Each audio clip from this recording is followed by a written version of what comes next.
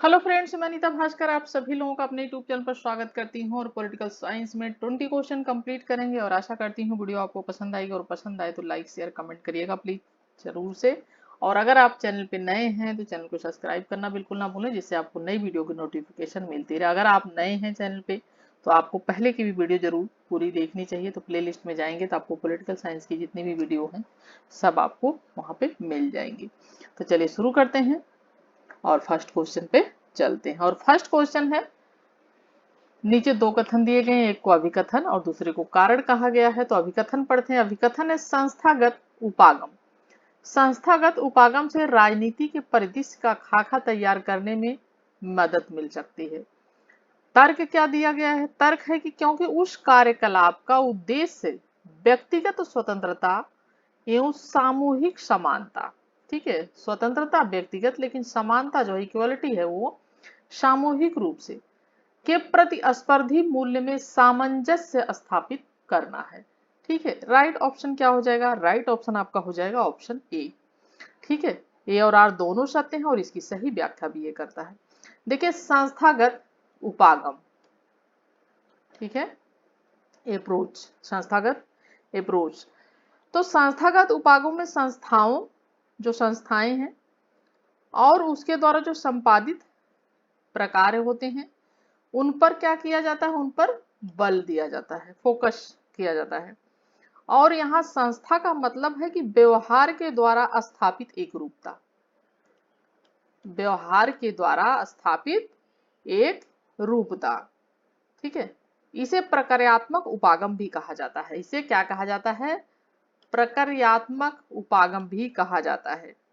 ठीक है, और इस प्रकार संस्थागत उपागम से राजनीतिक परिदृश्य का खाका तैयार करने में मदद मिल सकती है। ठीक है, क्योंकि उस कार्यकलाप का उद्देश्य व्यक्तिगत स्वतंत्रता एवं सामूहिक समानता के प्रतिस्पर्धी मूल्यों में सामंजस्य स्थापित करना है। तो right option option. Second question हो जाएगा, यह किस सिद्धांत का मत है कि जैसे ही समाज का विकास होगा वह पूंजीपति लोकतंत्र बन जाएगा और जिसमें मूल्य एवं अभिलक्षण जो है उनका एक सम्मिलित समुच्चय होगा। पहला है आश्रयता का सिद्धांत, दूसरा है संरचनात्मक प्रकारवादी सिद्धांत जो है, तीसरा है आधुनिकीकरण सिद्धांत और चौथा है उत्तर आधुनिकीकरण सिद्धांत। राइट ऑप्शन सी हो जाएगा आधुनिकीकरण सिद्धांत। ठीक है, तो आधुनिकीकरण के अधिकांश सिद्धांतकार इसे समाज के वैश्वीकरण ये उदारीकरण के नजरिए से देखते हैं। ठीक है, वैश्वीकरण एवं उदारीकरण के नजरिए से देखते हैं और आधुनिकीकरण सिद्धांत का मत है कि जैसे ही समाज का विकास होगा, जैसे ही समाज का डेवलपमेंट होगा, विकास होगा, वह पूंजीपति लोकतंत्र बन जाएगा। ठीक है, जिसमें मूल्य और अभिलक्षणों का एक सम्मिलित रूप से क्या होगा? समुच्चय होगा। ठीक है, थर्ड क्वेश्चन है, यह किसने कहा है कि क्रांति का अभिप्राय किसी एक भूभागी राजनीतिक सत्ता को चलने वाली किसी प्रभारी, ठीक है, चलाने वाली होगा, चलाने वाली किसी प्रभारी समूह का किसी अन्य समूह द्वारा सशक्त आकस्मिक प्रतिस्थापन है? हन्ना अरेंट, थ्रेडा Skocpol, Crane Brinton, Hubert Johnson. Right option C हो जाएगा क्रेन ब्रिंटन। देखिए अमेरिकन विद्वान है ये, ठीक है, ये अमेरिकन विद्वान है, ठीक है, यूएससी। तो ये है अमेरिकन विद्वान और क्रेन ब्रिटेन ने अपनी सुप्रसिद्ध पुस्तक द एटोनॉमी ऑफ रिवोल्यूशन, ठीक है, द एटोनॉमी ऑफ रिवोल्यूशन,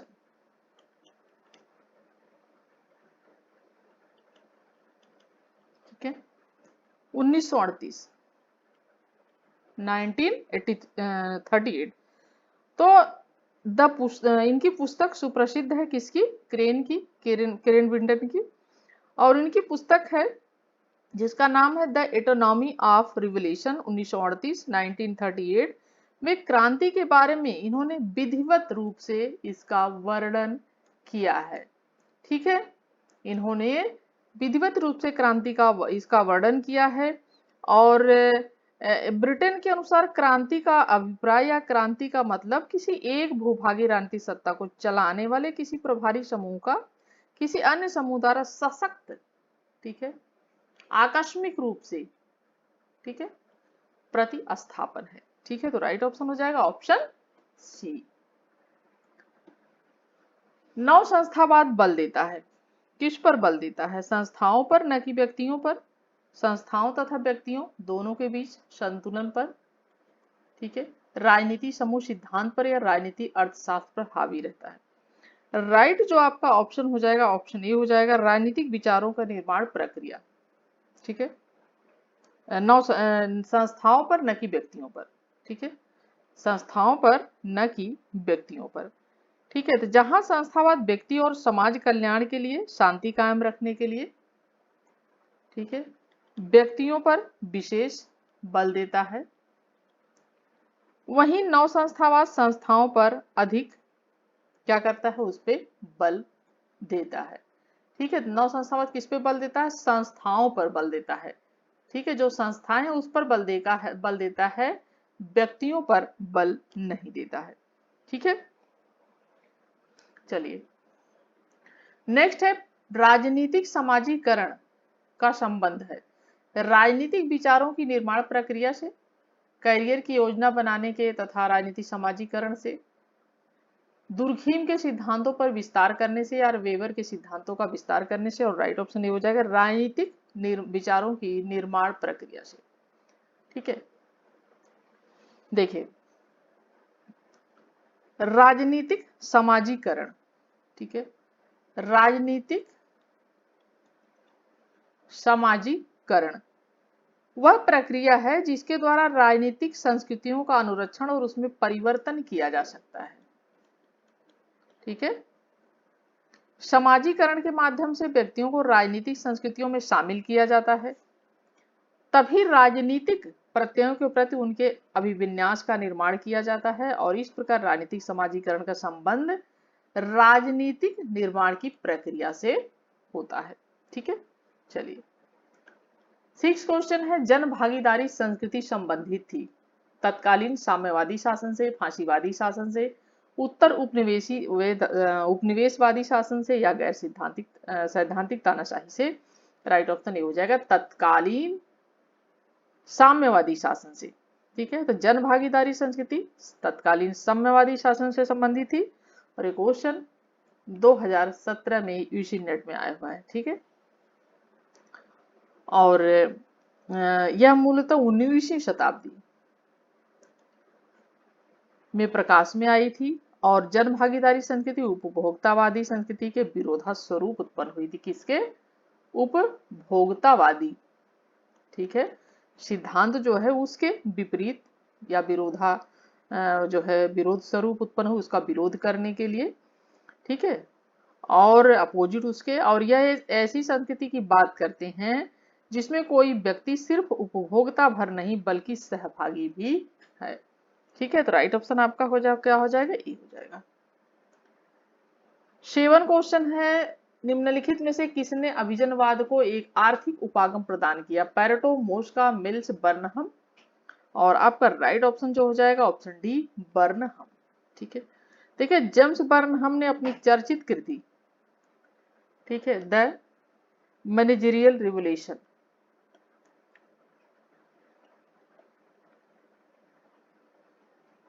ठीक है, जेरियल रिवोल्यूशन,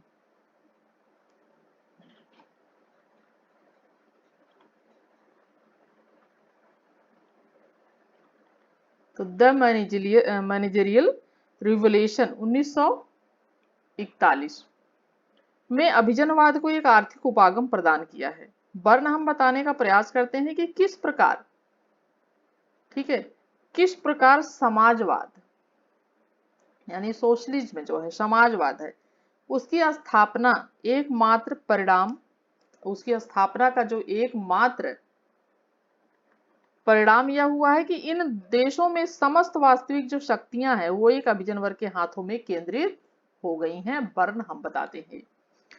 ठीक है, इनकी महत्वपूर्ण जो है जेम्स बर्नहम की महत्वपूर्ण पुस्तक है, और पूरा नाम इनका जेम्स बर्नहम है।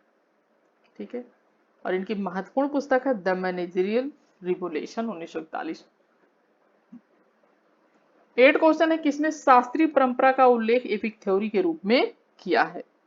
ठीक है, epic theory, Isaiah Berlin, Karl Popper, Sheldon Wolin, Michael Oakeshott. Right option हो जाएगा ऑप्शन सी। ठीक है, तो शेल्डन वॉलिन एक अमेरिकन राजनीतिक सिद्धांतकार थे।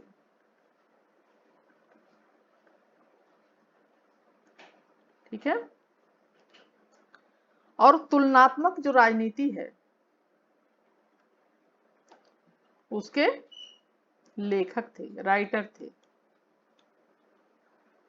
और 1969 में प्रकाशित अपने एक निबंध में पॉलिटिक्स थियरी एज अवोकेशन में उन्होंने शास्त्रीय परंपरा का उल्लेख जो है एपिक थ्योरी के रूप में किया है।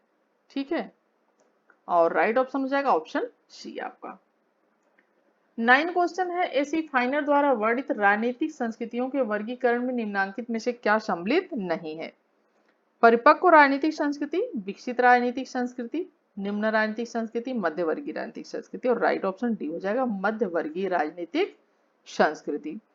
ठीक है, तो एसी फाइनर द्वारा वर्णित राजनीतिक संस्कृतियों के वर्गीकरण में मध्यवर्गीय राजनीतिक संस्कृति सम्मिलित नहीं है। ठीक है, और फाइनर ने विभिन्न राजनीतिक संस्कृतियों को 4 संवेगों में रखा है। ठीक है, और 4 कौन कौन से हैं? पहला है परिपक्व, ठीक है, परिपक्व। दूसरा है विकसित,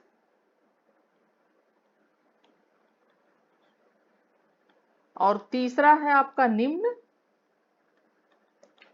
और चौथा आपका आ जाता है न्यूनतम स्तरीय, यानी निम्न है फिर उसके बाद है न्यूनतम स्तरीय।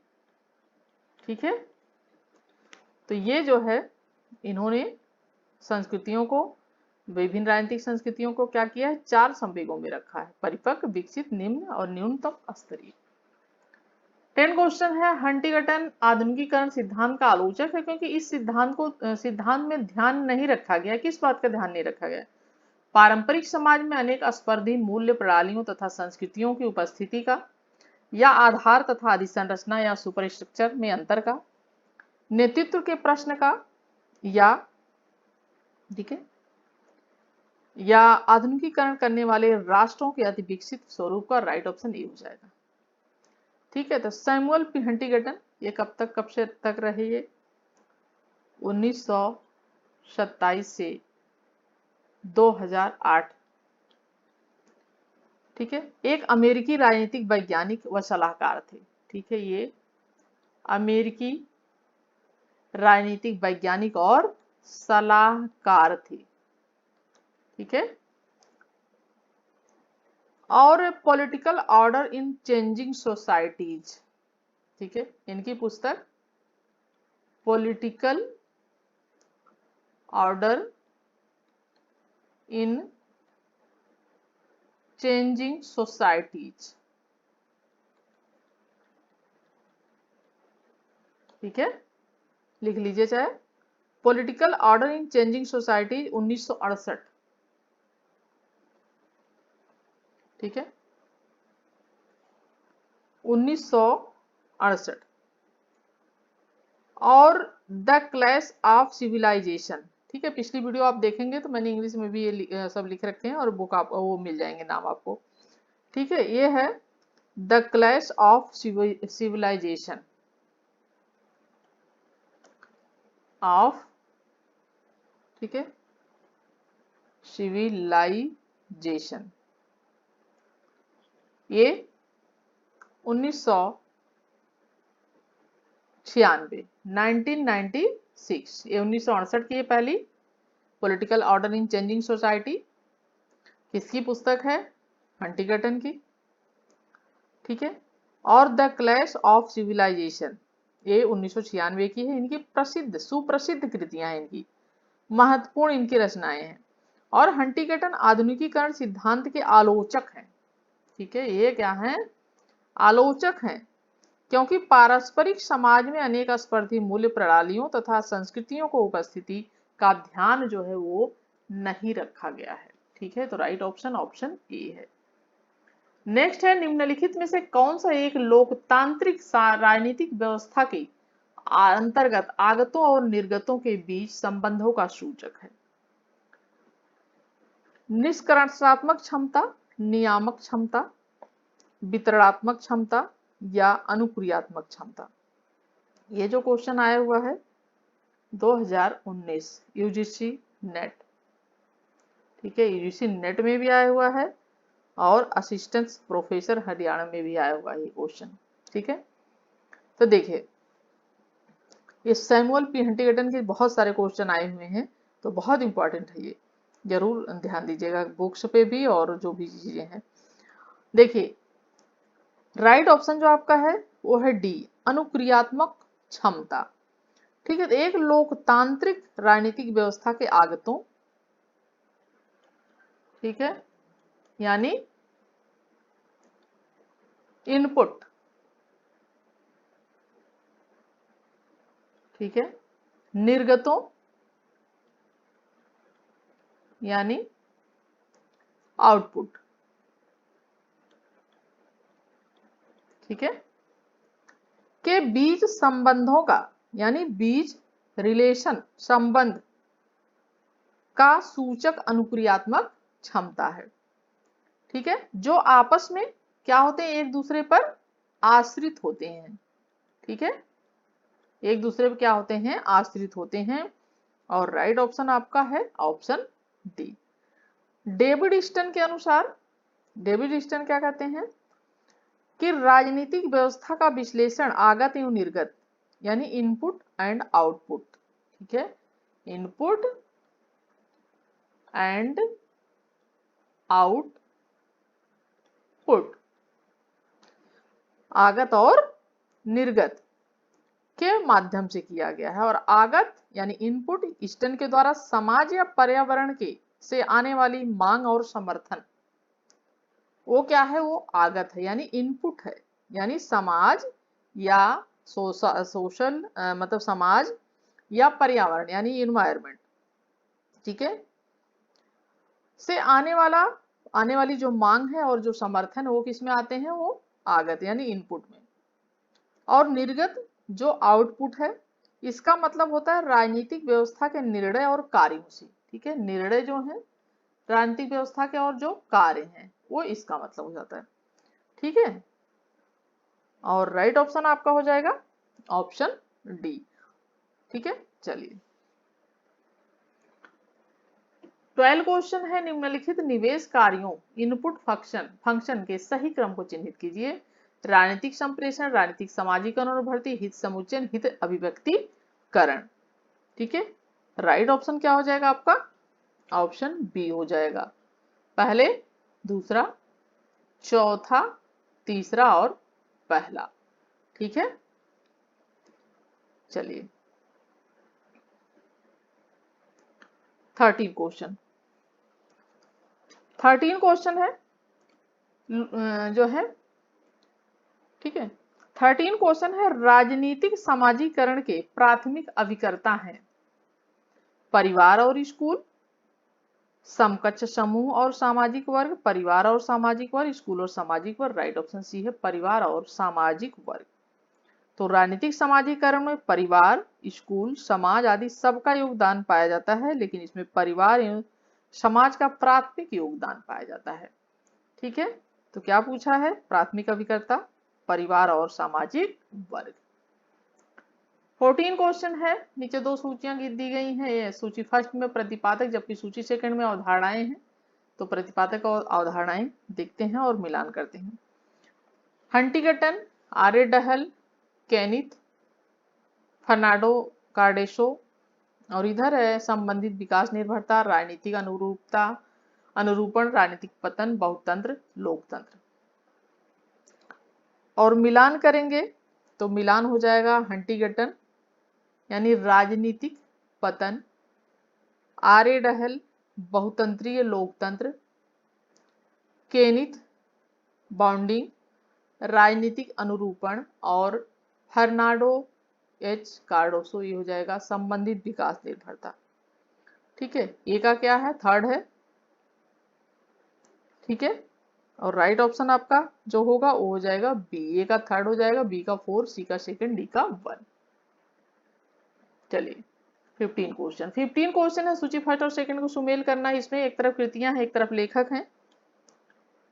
ठीक है, कृतियां हैं Robert Dahl, legality and legitimacy, SM.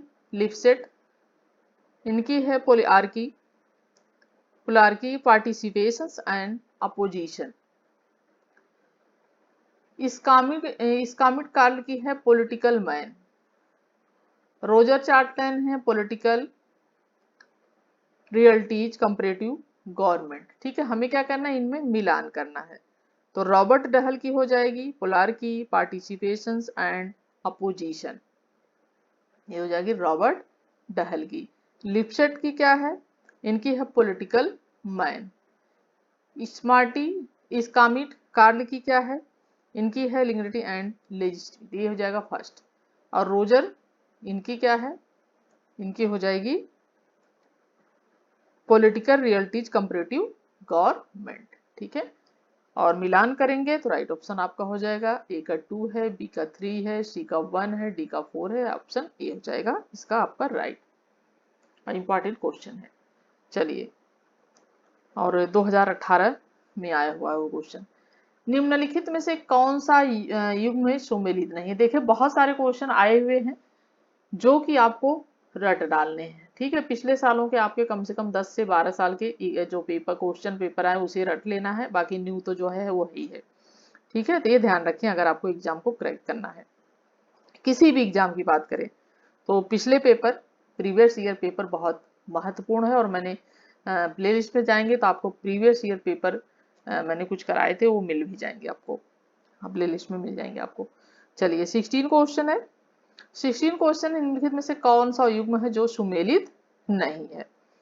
ठीक है, political continuity and change, Peter H Merkl, comparative politics today, Huntington, the man on the horseback, Samuel Finer, modern political system Asia, Macridis, R C. Macridis. इसमें से पूछा है कि कौन सा युग्म है जो सुमेलित नहीं, वो हो जाएगा आपका बी, जो कि ठीक है, बी जो कि सुमेलित नहीं है। ठीक है, देखिए पॉलिटिकल कंटिन्यूटी एंड चेंज ये पीटर मार्केल की है। ठीक है, ये सही है। दूसरा सही नहीं है, कंपैरेटिव पॉलिटिक्स। ठीक है, और जो है the man on the horseback Samuel फाइनर की है, ये भी सही है। Modern political system Asia, RC. इनकी भी सही है। और जो है ये हंटिंगटन की पुस्तक जो है वो कंपैरेटिव पॉलिटिक्स टुडे। ठीक है, ये हंटिंगटन की जो है ये है हंटिंगटन की, ये नहीं है इनकी। ठीक है, कंपैरेटिव पॉलिटिक्स टुडे ये जो है आमंड पावेल की है। ये वाली जो पुस्तक है किसकी है, ये आमंड पावेल की है। ठीक है, आमंड और पावेल, ये क्या नाम है इसका, कंपैरेटिव पॉलिटिक्स टुडे। ठीक है, और सारी इसमें मिल रही हैं। चलिए सही है। नेक्स्ट है 17 क्वेश्चन है, निम्नलिखित पुस्तकों को उनके प्रकाशन वर्ष के क्रम में लगाएं। Modern democracy, constitutional government and democracy. ठीक है, public opinion and popular government, the American Commonwealth. ठीक है, इनको क्रम में लगाना है, और क्रम में लगाएंगे तो इनका क्रम हो जाएगा, ये पुस्तकें हैं। ठीक है, और इनका क्रम में लगाएंगे तो कौन सा क्रम आपका आ जाएगा, ऑप्शन बी आएगा। पहले डी है, ठीक है, द अमेरिकन कॉमनवेल्थ, ये है 1888। ठीक है, और इसके रचनाकार कौन है?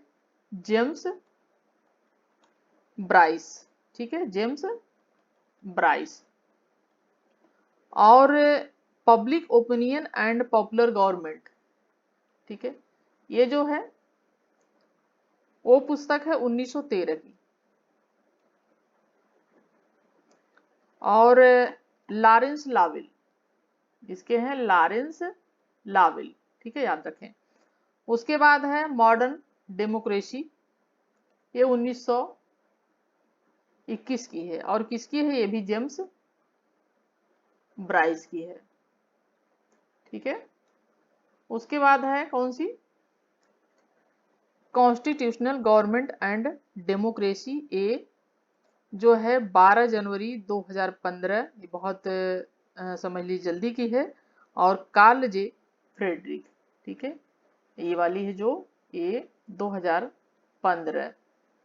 ठीक है, और किसकी है? ये कार्ल फ्रेडरिक की। ठीक है, बोल देती हूँ कहीं छोटा छोटा ना समझ में आ रहा हो तो। कार्ल जे फ्रेडरिक की है और 12 जनवरी 1915। ठीक है, तो इस तरीके से डी सी ए बी हो जाएगा। ठीक है, चलिए 18 क्वेश्चन पे चलते हैं। और 18 क्वेश्चन है, सूची फर्स्ट को सूची सेकंड से सुमेल करना है। तो सूची फर्स्ट है अमेरिका का संविधान, विधि द्वारा स्थापित प्रक्रिया। कनाडा का संविधान समवर्ती सूची जिस पर राज्य और केंद्र का अधिकार क्षेत्र समान हो। ऑस्ट्रेलिया का संविधान उपराष्ट्रपति को ऊपरी सदन के प्रधानाध्यक्ष के रूप में बनाना। जापान का संविधान संघ सरकार में अवशिष्ट शक्तियां निहित तो होना। और इसमें मिलान करेंगे आप तो सही सुमेलन हो जाएगा। अमेरिका का संविधान यानी उपराष्ट्रपति को सदन के पद अध्यक्ष के रूप में जो है मनाना, ऑप्शन डी से राइट हो जाएगा। कनाडा का संविधान जो संघ सरकार में अवशिष्ट शक्तियां निहित होना, कनाडा का है ये। ठीक है, और ऑस्ट्रेलिया का संविधान है समवर्ती सूची, ठीक है, जिस पर राज्य और केंद्र का अधिकार सीमित हो। जापान का संविधान है विधि द्वारा स्थापित प्रक्रिया। ठीक है, तो इस तरीके से इसका मिलान हो जाएगा। चलिए 19 क्वेश्चन है, निम्न में से कौन सा एक कथन सही है? ठीक है, अच्छा सही नहीं है लिखा है। ठीक है, ये ध्यान बड़ा बहुत देना है, बहुत मिस्टेक होती है, सही है और सही नहीं है में हम ढूंढते रह जाते हैं, इसलिए ये क्वेश्चन जरूर से पढ़िए। मुझसे भी बहुत बार मिस्टेक होती थी, सही नहीं है लिखा रहता था और कई बार लगता सही है, पता चला उसी में ढूंढ रहे हैं और गलत करके आ गए। तो एक कठोर संविधान हड़बड़ी में किए गए परिवर्तनों से सुरक्षा प्रदान करता है। ये कठोर संविधान दलीय झड़पों का शिकार नहीं हो सकता। ये कठोर संविधान केवल उच्च राजनीतिक चेतना के लोगों हेतु उपयुक्त है। और राइट जो उपरोक्त से कोई नहीं, और राइट ऑप्शन सी हो जाएगा। ठीक है, ये कठोर संविधान केवल उच्च राजनीतिक चेतना के लोगों हेतु उपयुक्त है। तो कठोर संविधान वह संविधान होता है जिसमें साधारण कानून और संवैधानिक कानून में अंतर किया जाता है। जो साधारण कानून होता है और संवैधानिक जो कानून होता है उसमें क्या किया जाता है? अंतर किया जाता है। ये कठोर संविधान के लक्षण है। और तथा संवैधानिक कानून में परिवर्तन के लिए साधारण कानून से अलग प्रक्रिया का प्रयोग किया जाता है। ठीक है, जो संवैधानिक कानून होता है उसके अगर परिवर्तन करना है, चेंजिंग लानी है, तो उसमें कुछ अलग प्रक्रिया का प्रयोग करना था। और इसके बारे में जैसा कि कठोर संविधान हड़बड़ी में किए गए परिवर्तन सुरक्षा प्रदान करता है। एक कठोर संविधान दलीय झड़पों का शिकार नहीं हो सकता। ये सारी चीजें हैं। और ये पूछा क्या है? सही नहीं है, तो ये सही नहीं है। ठीक है, ये यानी सही नहीं है। ठीक है, चलिए नेक्स्ट है, निम्न में से किसका विधि के शासन से घनिष्ठ संबंध है? लिखित संविधान, न्यायिक सर्वोच्चता, शक्तियों का पृथक्करण, सीमित सरकार। और राइट आपका ऑप्शन हो जाएगा ऑप्शन डी, सीमित सरकार। ठीक है, तो विधि के शासन के 3 अर्थ हैं। कोई भी व्यक्ति कानून से परे नहीं है। दूसरा है बिना अपराध के दंडित नहीं किया जाएगा। तीसरी बात है संविधान के सामान्य सिद्धांत न्यायिक निर्णयों के परिणाम हैं। ठीक है, तो ये सारी चीजें इंपॉर्टेंट हैं। और 20 क्वेश्चन कंप्लीट होते हैं। और अब हम जो पढ़ेंगे वो संविधान से रिलेटेड, हमारी यूनिट वो शुरू हो चुकी है। संविधान से रिलेटेड क्वेश्चन आपको अब मिलेंगे देखने को। ठीक है, क्योंकि यूनिट वाइज मैंने क्वेश्चन लिए हैं। और आशा करती हूँ वीडियो आपको पसंद आई होगी, और पसंद आई हो तो प्लीज लाइक शेयर कमेंट जरूर करिएगा।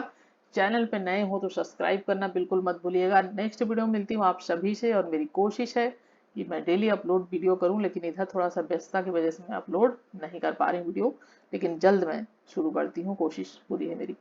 चलिए नेक्स्ट वीडियो मिलती हूँ आप सभी से, तब तक के लिए thank you for watching video.